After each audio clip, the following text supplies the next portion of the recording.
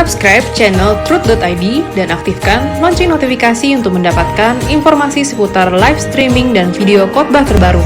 Posisi tombol subscribe berada di kanan atas channel kami dan jangan lupa nyalakan loncengnya.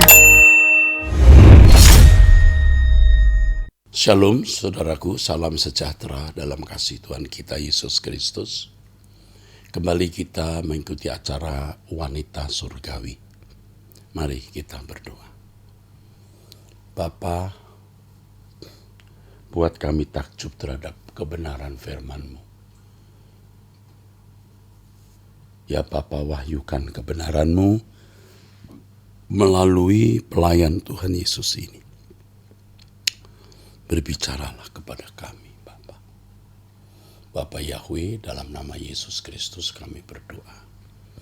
Kami bersyukur. Amin. Saudaraku sekalian,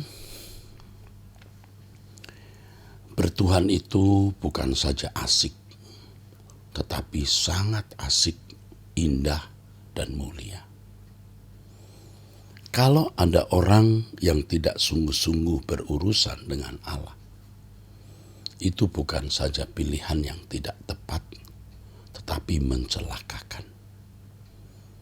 Kalau ada orang yang tidak berniat berinteraksi dengan Tuhan, tidak mau berurusan dengan Tuhan, tidak menjadikan Tuhan sebagai pilihan, itu bukan saja keputusan yang salah, tapi keputusan yang mencelakakan. Apapun masalah hidup yang saudara hadapi, apapun, seberat apapun beban yang sekarang saudara sedang pikul, penderitaan seberat apapun yang saudara sedang alami, kesulitan kesukaran apapun yang saudara sedang jalani, jangan berhenti memilih Tuhan untuk menjadi satu-satunya pilihan hidup kita. Jangan berhenti mencari Tuhan, berinteraksi dengan Tuhan, supaya saudara bisa benar-benar mengalami bahwa Allah yang menciptakan langit dan bumi adalah Allah yang hidup. Dia bukan Allah yang mati. Dia Allah yang hidup, Allah yang nyata, yang bisa kita alami. Percaya kepada Allah sebagai pribadi yang hidup dan nyata, itu bukan sesuatu yang mudah. Kalau orang terlahir dalam lingkungan masyarakat beragama, seperti di Indonesia, ya, apalagi di daerah tertentu yang agama dominan, jadi masyarakatnya masyarakat religius, ya, dominan. Itu percaya Tuhan itu gampang. Secara akal mengakui dan percaya Allah itu ada. Tetapi untuk benar-benar percaya karena mengalami, percaya karena menghayati secara benar dari pengalaman, tidak mudah dan kenyataannya tidak banyak. Bukti daripada kenyataan bahwa tidak banyak orang yang percaya dari pengalaman konkret berinteraksi dengan Allah atau mengalami Allah adalah lihat perilaku masyarakat, perilaku individu. Ya. Ada masyarakat yang secara pandang mata, secara lahiriah, agama begitu dominan. Ya. Tetapi perilaku masyarakat tersebut buruk. Sering terjadi pencurian, tawuran, konflik horizontal, daerahnya tidak aman, masyarakatnya tidak ramah sehingga orang asing yang datang tidak akan merasa nyaman. Ini masyarakat yang secara lahiriah bertuhan, ya, agama sepertinya dominan, tetapi perilakunya tidak menunjukkan bahwa mereka percaya Allah itu ada. Kalau mereka percaya Allah itu ada,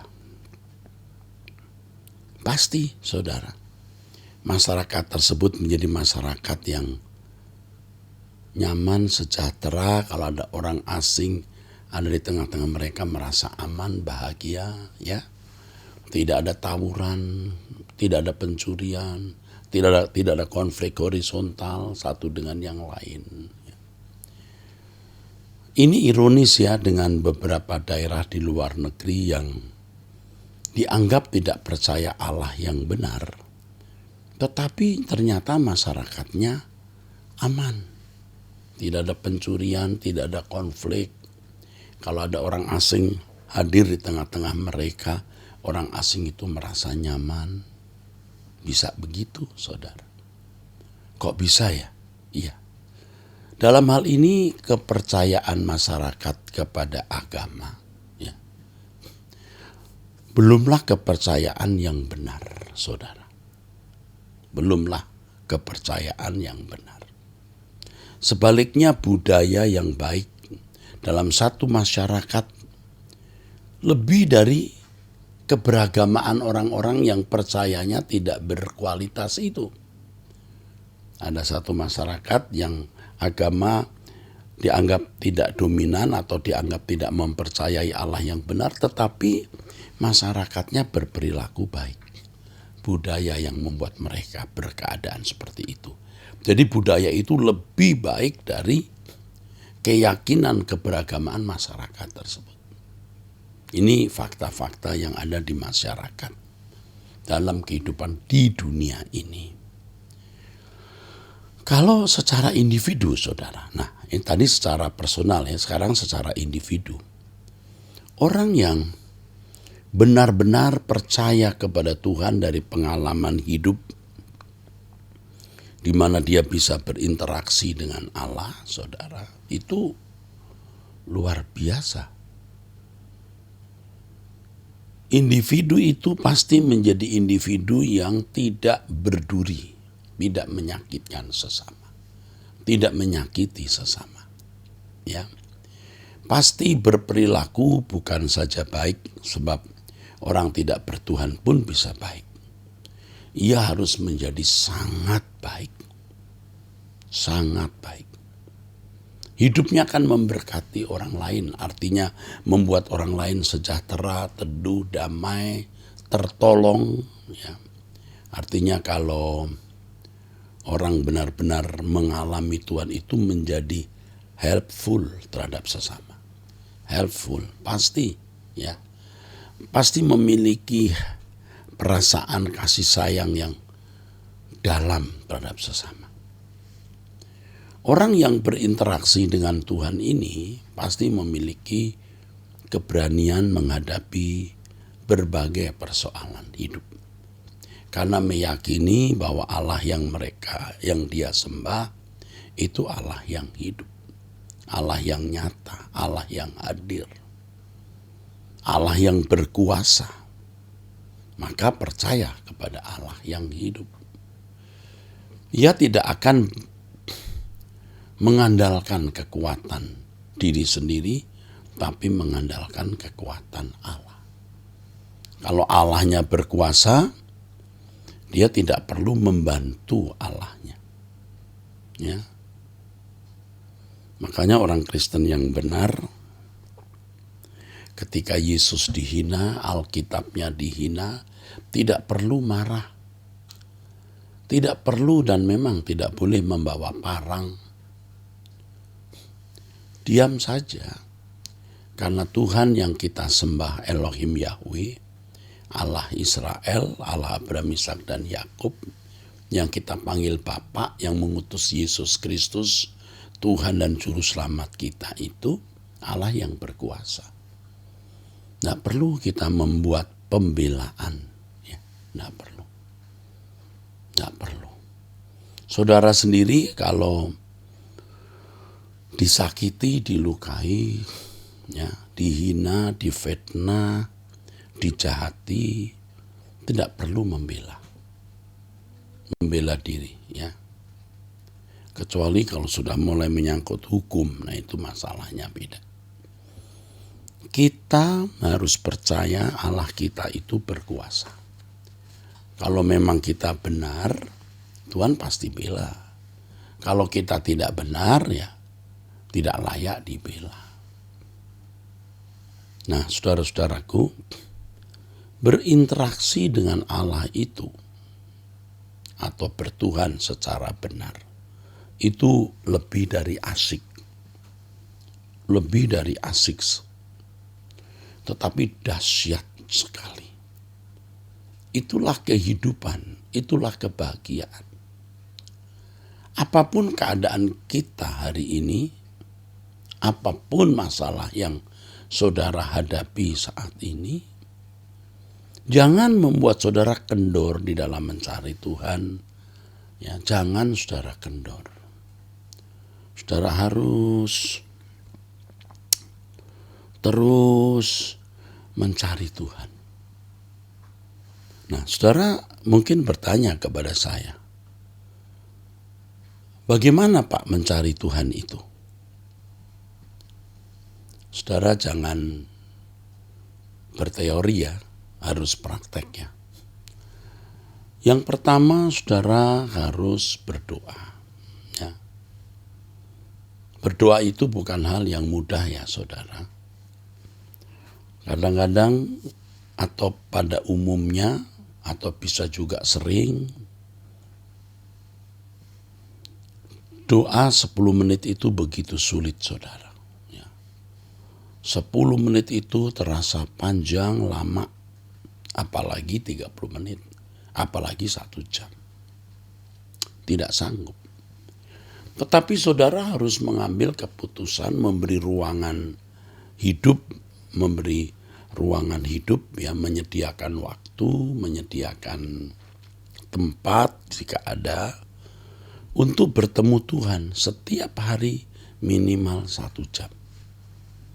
Minimal 1 jam. Harus kita jadwalkan saudara. Jangan kita berkata, nanti kalau waktu longgar aku berdoa, kalau ada minat aku berdoa, kalau tidak ada waktu aku tidak perlu berdoa. Tidak pernah punya minat. Apalagi kalau saudara punya banyak kesenangan. Senang nonton pertandingan bola, senang nonton pertandingan tinju, senang jalan-jalan, senang punya hobi ini, hobi itu. Minat mencari Tuhan pasti tergerus, pasti habis. Belum lagi fokus yang terbagi oleh berbagai problem dan masalah yang menggeluti hidup saudara. Jadi saudara yang harus menjadwalkan waktu, ruangan, dan membakar minat.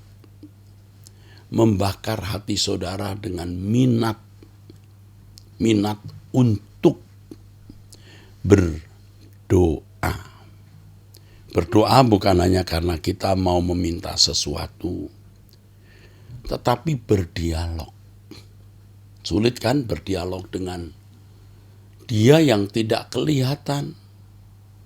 Bahkan kadang-kadang terasa Tuhan tidak ada.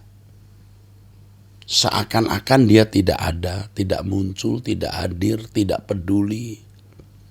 Kadang-kadang daging kita yang jahat ini berkata, kamu diemberi loh, kamu dicuekin loh. Nah ini kita harus matikan suara daging ini. Bisa muncul suara-suara itu.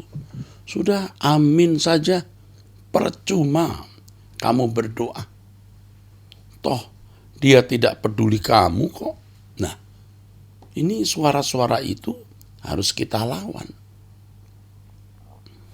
Kita harus tetap duduk diam menantikan Tuhan.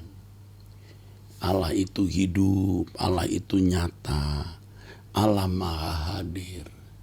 Dia kubutuhkan lebih dari nafasku, lebih dari darah dalam tubuhku. Begitu saudara-saudaraku. Berdoa menjadi kesukaan, saudara. Berdoa menjadi kesukaan. Ya, seperti kita mau wisata, seperti kita mau makan, seperti kita mau menikmati sesuatu yang menjadi kesukaan kita. Dan jadikan itu kesukaan. Orang yang tidak berdoa, mau hebat bagaimanapun ilmu teologi yang dia miliki, dia tidak bersentuhan dengan Allah. Tidak peduli berapa banyak ayat yang kamu baca, berapa banyak buku-buku teologi yang kamu baca. Kalau tidak berinteraksi langsung dalam doa dengan Bapa, dengan Tuhan Yesus, percuma, semuanya menjadi fantasi. Percayanya hanya menjadi percaya yang kosong, saudaraku. Pasti tidak berdampak. Percayanya tidak berdampak dalam kehidupan konkret. Tapi juga saya beri catatan di sini, jangan berdoa karena terpaksa. Ya harus berdoa, ya udah deh berdoa 5 menit 10 menit. Saudara tidak menghargai Tuhan. Itu menjadi kayak hukum yang saudara secara otomatis melakukan tanpa perasaan karena ketertundukan terhadap hukum itu harus doa. Nah, bukan begitu. Tapi dengan hati yang merindukan perjumpaan dengan Allah. Jadi tidak cukup hanya 5 menit, 10 menit, saudara. Harus minimal 30 menit dialog. Kalau saya katakan minimal berarti bisa lebih, saudara, ya. Bukan hanya berdoa, bukan hanya nyanyi lalu minta ini, minta itu, setelah itu amin. Ada waktu berdiam diri, ya, Bapa di surga. Ya Tuhan. Waktu kita berdoa, kita bukan hanya mengucapkan kalimat, menyampaikan permohonan, melepaskan pujian penyembahan, tetapi dalam berdoa kita juga mendengarkan Tuhan. Mendengarkan suara Tuhan. Ini saudaraku. Dalam berdoa kita juga mendengarkan suara Tuhan. Makanya dalam doa ada waktu yang kita sediakan untuk berdiam diri. Bapa, terpujilah Engkau, Tuhan. Dalam doa pagi, saya sudah mulai memberi kesempatan beberapa waktu untuk berdialog dengan Tuhan secara pribadi. Nanti akan saya beri waktu lebih lama lagi, saudaraku. Ya, disinilah terjadi perjumpaan dengan Tuhan. Dan perjumpaan seperti ini tidak bisa diuraikan, saudara. Tidak bisa dijelaskan kepada orang lain. Dia akan mengalami sendiri. Disitulah kesempatan kita untuk mengenal Allah secara pribadi dalam perjumpaan konkret. Jadi sebanyak apapun ilmu teologi yang dimiliki seseorang, sebanyak apapun, tanpa perjumpaan seperti ini, ilmu teologi hanya menjadi teori yang membuat seseorang fasih cakap berbicara, dan tidak sedikit yang menjadi arogan dan sombong, tetapi tidak mengalami Tuhan. Makanya di sekolah-sekolah tinggi teologi, saudara, ya harus diajarkan untuk duduk diam di kaki Tuhan berdoa. Harus diajarkan itu. Dan inilah yang kami terus tekankan dan ajarkan di sekolah tinggi teologi ekumeni. Saya tekankan, saya ajarkan saudaraku, agar mereka menjadi hamba-hamba Tuhan yang bukan hanya mengisi pikiran mereka dengan ilmu teologi, tapi juga mengisi hati mereka dengan perjumpaan dengan Allah. Berinteraksi dengan Tuhan, berhubungan dengan Tuhan itu bukan hanya asik, lebih dari asik, tapi dahsyat sekali. Kebahagiaan di atas segala kebahagiaan, saudaraku. Karenanya saya mengajak saudara untuk mencari hadirat Tuhan. Yang sama juga dengan mencari wajah Tuhan. Itu luar biasa loh, saudara. Ya, saya belum bicara, ya sebentar nanti saya akan sampaikan. Kalau saudara melakukan hal ini, saudara yang mengalami persoalan pergumulan berat akan menjadi kuat. Lebih kuat dari kalau saudara tidak berdoa. Banyak pertanyaan-pertanyaan yang akan terjawab, saudaraku. Ada kebingungan-kebingungan yang akan digantikan dengan pengertian, keyakinan, kekuatan, ketabahan. Banyak hal terjadi, saudara, yang tidak pernah saudara rasakan di luar perhitungan saudara. Ya, ketika saudara mencari hadirat Tuhan dan mencari wajah Tuhan. Tentu saya bicara ini bukan sekedar berteori, saudara. Saya telah menjalani itu. Ya. Saya percaya, ya, tidak berlebihan. Inilah yang membuat saya sampai hari ini bisa masih melayani pekerjaan Tuhan dan dipercayai Tuhan untuk pekerjaan-pekerjaan Tuhan yang besar. Inilah saudaraku. Jikalau bukan karena belas kasihan Tuhan, saya sudah tidak ada di sini saat ini. Sudah tidak ada, saudaraku. Saya seperti saudara, bahkan bisa lebih buruk, lebih brengsek, saudaraku. Ya. Tetapi Tuhan berbelas kasihan. Dan saya memiliki kebiasaan dari dulu, ya, duduk diam di kaki Tuhan, mencari wajah Tuhan. Makanya kalau ada orang tanya saya, kok bisa ya ngarang lagu sebanyak itu? Lagu yang sekarang sudah dinyanyikan ya saudara, belum, ya masih ada yang belum dinyanyikan, yang sudah dinyanyikan, yang tertulis sudah 300-an. Bisa lebih. Itu saya peroleh waktu saya berdoa. Ya, buah dari interaksi dengan Tuhan. Banyak masalah, banyak tekanan. Tuhan beri kekuatan, penghiburan pada waktu kita berdoa. Saudara-saudara, ibu-ibu, ya, jangan tidak menjumpai Tuhan. Engkau menjadi lemah dan tidak berdaya. Engkau menjadi manja, kolokan, dan rapuh. Rapuh. Tapi kalau ibu-ibu, ya juga bapak-bapak, 1 hari minimal 1 jam duduk diam di kaki Tuhan akan menjadi kuat, saudara. Ya. Kalau dulu saya sering menyarankan 30 menit, sekarang sudah naik 1 jam. Karena dunia tambah jahat.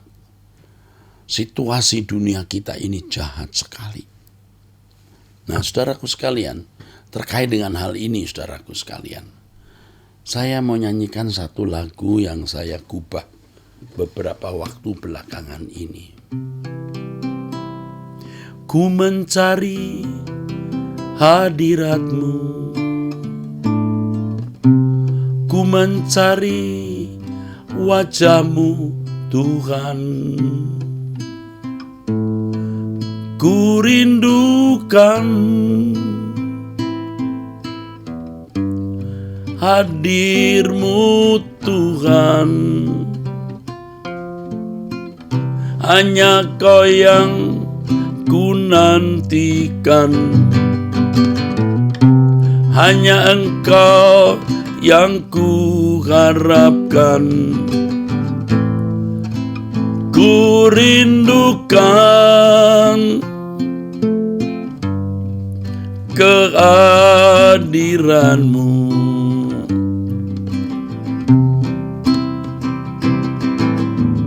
Ku perlu Kau lebih dari nafasku.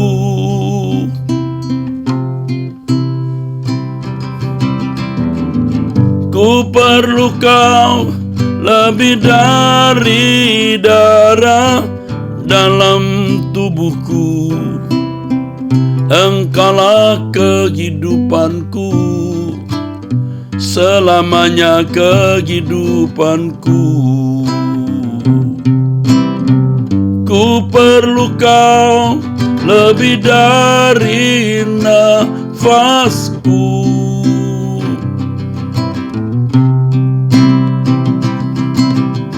Ku perlu Kau lebih dari darah dalam tubuhku. Engkaulah kehidupanku, selamanya kehidupanku.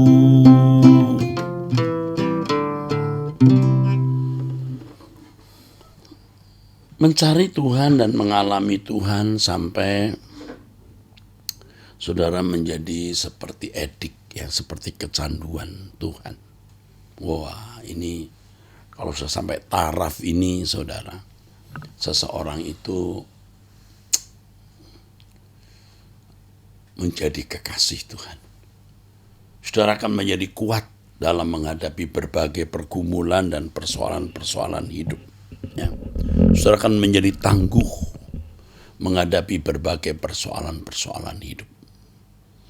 Dan saudara bisa merasakan bedanya orang yang berdoa dan orang yang tidak berdoa. Nah, ini dimulai dari saudara doa pagi. Ya. Saya mengajak saudara untuk doa pagi setiap hari jam 5 waktu Indonesia Barat. Jam 5 waktu Jakarta. Jadi saudara harus bangun sebelum jam 5. Jangan karena tidak diawasi, tidak diabsen, saudara ya lambat-lambat ya. Jam 5:15 menit, jam 5:30 menit baru ikut berdoa. Itu tidak setia dalam perkara kecil. Bangun pagi sebelum jam 5, persiapan diri, ya kalau bisa saudara cuci muka atau bahkan mandi, lalu siap saudara berdoa bersama kami. Saudara bisa buktikan. Saudara rajin berdoa setiap hari, ya saudara. Jam 5 pagi itu ada perubahan yang luar biasa. Karakter saudara akan diubah. Hadirat Tuhan pada waktu kita berdoa itu, saudaraku, itu tidak bisa kita peroleh dimanapun, kapanpun, saudara. Kecuali memang kita berdoa, saudara. Ya. Saya minta kepada Bapak di surga agar doa pagi jam 5 diberi ruangan. Ya. Diberi ruangan, Bapak berkenan melegalisir, ya saudara. Mentahbiskan, melegalkan menjadi doa yang diakui oleh Bapak. Bapak juga mengirim malaikat-malaikat yang kudus untuk menyembah bersama-sama dengan kita. Setiap jam 5 pagi. Nah dari hal itu, ya dari stimulasi doa pagi jam 5 bersama-sama kami itu, saudara diajar untuk memiliki doa pribadi nanti. Jadi jangan hanya doa pagi bersama kami lalu stop. Ada doa pribadi dengan Tuhan. Ya walaupun di dalam doa pagi jam 5 itu saya memberi kesempatan, ya tidak selalu ya masing-masing untuk berdialog dengan Tuhan. Kita harus sengaja menyediakan waktu. Ini sama dengan belajar bahasa Inggris. Walaupun kita tidak ada di negara yang masyarakatnya berbahasa Inggris, kita bisa berbahasa Inggris kalau kita menyediakan waktu setiap hari belajar bahasa Inggris. Pasti bisa. Pasti bisa. Nah, kalau orang tidak, maksud saya kalau seorang anak tinggal di negara yang memang masyarakatnya berbahasa Inggris, ya umur 45 tahun, 7 tahun sudah fasih berbahasa Inggris. Karena lingkungan membentuknya, lingkungan mengajarinya, lingkungan mempengaruhinya secara otomatis. Tapi kalau orang tinggal di luar negara yang masyarakatnya berbahasa Inggris, misalnya orang Jawa, ya orang Indonesia dengan bahasa Indonesia, ya tidak bisa bahasa Inggris karena tidak pernah bergaul dengan masyarakat yang berbahasa Inggris. Tapi kalau tinggal di masyarakat yang memang bahasa Inggris menjadi bahasa sehari-hari, itu otomatis. Saudara tahu bahwa kita itu di dunia yang jahat. Tidak usah belajar jahat itu menjadi jahat. Anak-anak tidak usah belajar menjadi jahat itu menjadi jahat. Karena lingkungan jahat, saudaraku. Seandainya Adam dan Hawa tidak jatuh dalam dosa, maka lingkungan itu kudus karena semua juga kudus. Apalagi kalau kuasa gelap iblis telah dikalahkan, saudaraku, dengan ketaatan Adam dan Hawa. Seluruh keturunannya menjadi orang-orang benar, orang-orang kudus. Terkondisi menjadi benar, terkondisi menjadi kudus, saudara. Ini, saudara. Tapi karena Adam telah jatuh dalam dosa, maka seluruh keturunannya menjadi rusak. Dunia rusak, lingkungan dunia ini rusak. Semua manusia telah berdosa dan kehilangan atau kurang kemuliaan Allah. Nah, kita hidup di tengah-tengah masyarakat yang rusak seperti ini. Pasti terpengaruhi. Pasti terkondisi ikut menjadi rusak. Nah, bagaimana supaya kita tidak rusak? Kita harus berlatih menyediakan waktu untuk menyerap kekudusan Allah lewat doa itu. Perjumpaan dengan Allah lewat doa itu. Kita akan diberi Tuhan kepekaan mengerti kehendak Allah. Ya. Apa yang baik, yang berkenan dan yang sempurna. Tentu disertai dengan pengertian kita akan firman. Tapi tetap saya ingatkan, Anda boleh baca buku sebanyak apapun, kalau Roh Kudus tidak pimpin, tidak memimpin saudara, ya, tidak ada perjumpaan dengan Tuhan, yang dilahirkan itu justru doktrin-doktrin yang ya memberangus iman, mematikan iman, doktrin-doktrin yang tidak membawa seseorang kepada kesucian hidup yang sekarakter dengan Kristus atau yang sempurna seperti Bapa. Dan itu fakta hari ini demikian. Doktrin-doktrin yang dibangun yang membuat justru iman menjadi mati. Tidak ada gairah untuk mencari Tuhan dengan benar, tidak ada gairah untuk hidup suci, menjadi serupa dengan dunia. Ya, sehebat apapun ilmu teologi kamu, sebanyak apapun buku teologi yang kau baca, tanpa perjumpaan dengan Tuhan, pasti digarami oleh dunia. Pasti rusak. Tapi banyak teolog cakap untuk membela diri dengan berbagai konsep-konsep pikirannya yang seakan-akan argumentatif. Tapi faktanya dia tidak mengenal Allah dengan benar. Jadi jangan mengecilkan arti Tuhan dengan seakan-akan bisa mengenal dia hanya dari buku. Jangan mengecilkan Allah demikian. Mengenal Allah harus lewat perjumpaan secara langsung. Itulah sebabnya berinteraksi dengan Allah itu asik. Ya, berinteraksi lewat doa. Tentu nanti lewat firman. Tentu lewat pengalaman hidup sehari-hari. Nah, itu akan saya jelaskan pada kesempatan-kesempatan yang akan datang. Kalau kesempatan kali ini saya hanya menjelaskan bagaimana berinteraksi dengan Allah di dalam doa.